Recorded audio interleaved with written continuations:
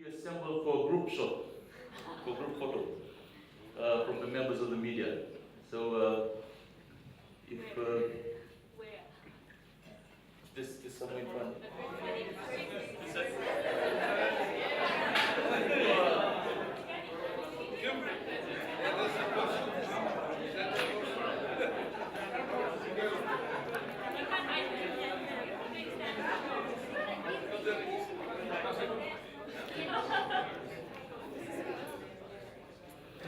I trust you are enjoying your stay so far. As I told some of you, we were planning to host this at the beach, near the beachfront, but the Sheraton weather expert told us that it will rain. So, but it doesn't look like it's raining. So I dare say that that's one area in the work program that we can include. Our math services could do with some technical assistance from Australia and New Zealand. But we are delighted to host the 9th PESA Plus intersessional meeting. And I know tonight is not, as the MC has noted, we want to get to know you better, the real you. It's not a night for long speeches, but I also like to extend the apologies from the Minister for Industry, Trade and Tourism, Honorable Fayaz Koya, who could not be here due to parliamentary commitments. And as the budget debate is currently going, in fact it's over, the budget has been passed, as the Fijians would know. And the theme of the budget was, I'd like to mention that, turning promises into deeds.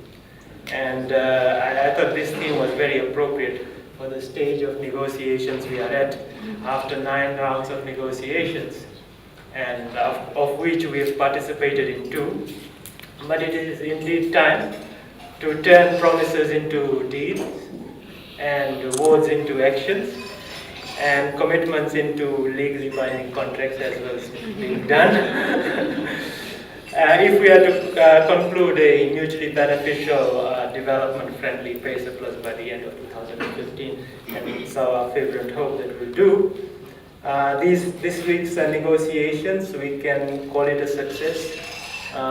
It's been important for all parties involved, and we have made considerable progress in a number of areas. And there's some areas where there's still some outstanding issues, but I'm sure we'll overcome them. But for Fiji, it is very important that we also keep in mind the guiding principles of the PESA Plus negotiations agreed to back in 2001, and these principles need to be emphasized, and also we need reminding also that we need to be committed whilst we are negotiating to the objective of eliminating poverty and the sustainable development of the Pacific region. Also, the guiding principle calls for trade liberalization and eventual and full complete integration of all our sectors of our economy, keeping in mind the different levels of development and the special vulnerability of the Pacific region. And these were the same principles outlined at the last intersessional when we met New Zealand's Trade Minister Tim Grosser at a function he hosted, at a dinner he hosted, and he also expressed very clearly that PESA Plus was first and foremost a development agreement and was unique in the sense that it was different from all the agreements New Zealand had entered into. And he said that it will create a unique platform to enable Pacific parties to integrate regionally and also enhance their participation in international trade. Therefore, it is our hope that negotiations will continue in this spirit, and we want to see the commitments made by the leaders to be incorporated in our national positions, and as I said, translated into the legal framework of PESA Plus. Our government firmly believes that PESA Plus should not be viewed as a traditional agreement between the Pacific Island countries and Australia. Rather, it should be seen as a vehicle to provide worthwhile and lasting opportunities for all members of the region, and allows the region to integrate smoothly into the global trading system, and also transform the Pacific into a strong, dynamic, and a vibrant region, a vibrant economic bloc. And central to this fact, the PESA Plus also is probably the first agreement that the Pacific Island countries will enter into with a developed party. Therefore, we want this agreement to be the model of all our future agreements and arrangements.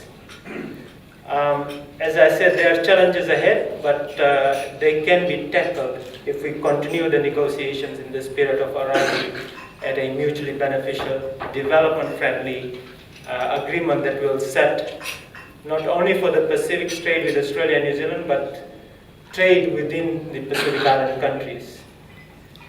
PESA Plus agreement, which mainstreams the spirit of special and differential treatment in the provisions, will definitely send positive signals to the political leadership, to all our stakeholders, to the private sector and the general public, that the time is right for the Pacific Island countries and Australia and New Zealand to enter into a smart partnership that places the development dimension at the core of our membership. We believe that the commitment from both sides, which recognizes again our uniqueness between Pacific Island countries, Australia and New Zealand, PESA Plus will be negotiated and concluded effectively, and will go down in the history books as a first genuinely development-friendly agreement between a developed group of countries and also developing countries. So with those few words, ladies and gentlemen, I hope that you have enjoyed your stay so far, and will enjoy the evening. As the MC has noted, we have things planned for you, so please enjoy your evening, and I'll see you, I think the chair said 8:30 tomorrow morning, so we'll see you bright and early tomorrow morning. Thank you, ladies and gentlemen.